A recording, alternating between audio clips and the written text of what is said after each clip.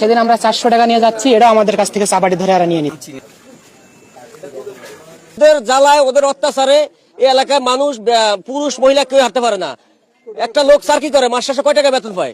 অফিসে বাইরে দেওয়ার আগে সামুরা দিয়া কোপে নেওয়া জায়গা, মাথা মাথায় বাড়ি দেয়, পিঠ পেঁচে কোপ দেয়, যেখানে ইচ্ছা সেখানেই কোপ দেয়। এদের অত্যাচারে এলাকাবাসী অতিষ্ঠ। সমাজে যারা ক্ষতি করে, তাকে তো কুত্তা ডাকে, তাই না? সমাজে থাকা দরকার, না থাকা দরকার? নাম কি তোর? আমার কুত্তা ফারুক স্যার। কুত্তা ফারুক? মানুষ কি কুত্তা ফারুক ডাকে? না, আমি ফারুক করে ডাকে, মানে কুত্তা ফারুক করলে আমার নাম চিনি। মানে কুত্তা ফারুক করলে মানুষ চিনে?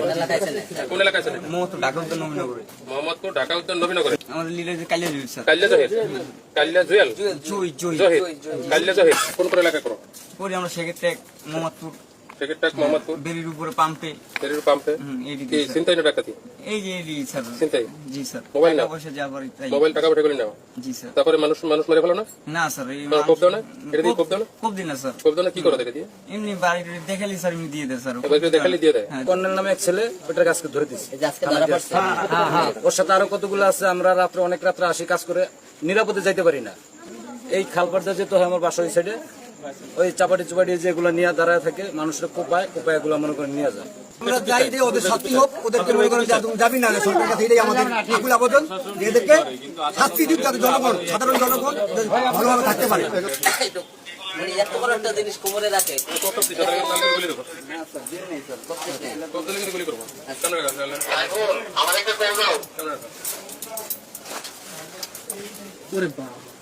এরকম রাখো।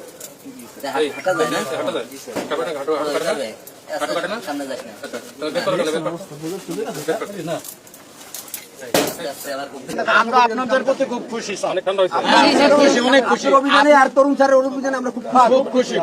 বাকিটাও ঠান্ডা হবে। আমরা একটা সোর্সের মাধ্যমে এটা জানতে পেরেছি যে আজকের রাতে একজনকে কোপাবে, মানে যিনি ওদের এক বড় ভাই মাউরা সোহেল, এই মাউরা সোহেলকে যিনি ধরে দিয়েছে, ওকে আজকে কোপাবে রাতে।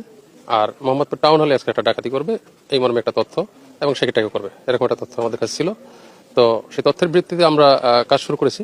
তো কাজ শুরু করে আমরা একজন আসছে হলো আপনার শরীয়তপুর থেকে, মাদারীপুর থেকে সে দুপুরের পরে রওনা করছে। আবু সাইদ হলো শরীয়তপুরি, মাদারীপুরেই থাকে। সে এখানে এসে ডাকাতি করে রাতে কাজ করে আবার সে চলে যায়। তো সে আজকে রওনা করছে দুপুরের পরে রওনা করে সে আসছে।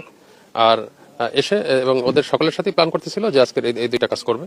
তো এই মেসেজটা আমরা পেয়ে আমরা বিকাল থেকেই আমরা তৎপর ছিলাম যে কিভাবে তাদেরকে গ্রেপ্তার করা যায়। তো এরপরে আমরা প্রথম একজনকে গ্রেপ্তার করলাম, করার পরে তার গ্রেপ্তার করলাম, এটা যারা আছে সঙ্গী যারা আছে এটা জানে না। এরপরে তার তথ্য অনুযায়ী আমরা এখানে এসে এখানে তারা প্রস্তুতি নিতেছিল ডাকাতির জন্য। এই সময় তাদেরকে আমরা দুই পাশ দিয়ে আমরা ঘেরাও করি, যেহেতু আমাদের পর্যাপ্ত ফোর্স ছিল, তো যার কারণে আমরা তাদেরকে খুব ভালোভাবেই এখানে পাকড়াও করতে সক্ষম হয়েছি।